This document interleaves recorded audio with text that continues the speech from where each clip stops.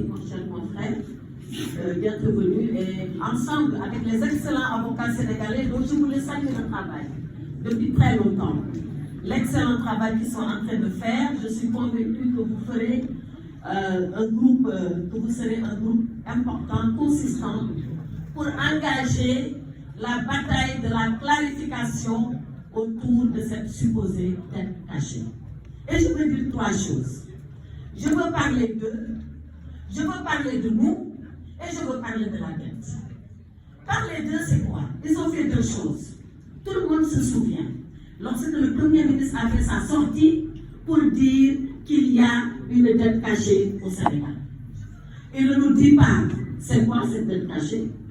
Il ne nous dit pas comment cette dette a été cachée. Et il ne nous dit pas en quoi consiste cette dette cachée. Mais quelqu'un qui parle, qui dit qu'il y a une dette cachée, on imagine, on suppose, on est même convaincu qu'il a les éléments entre ses mains.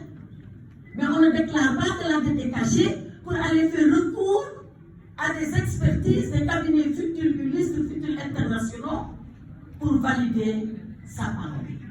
C'est ce qu'on appelle aller a posteriori pour aller chercher des éléments qui viennent conforter sa déclaration d'a priori.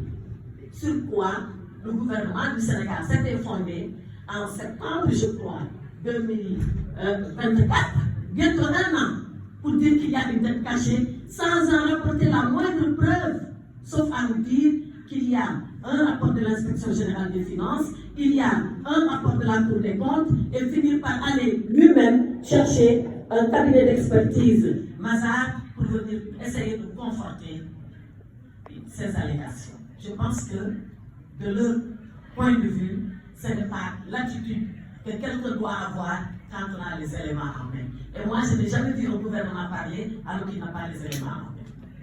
Deuxième chose, toujours les concernant.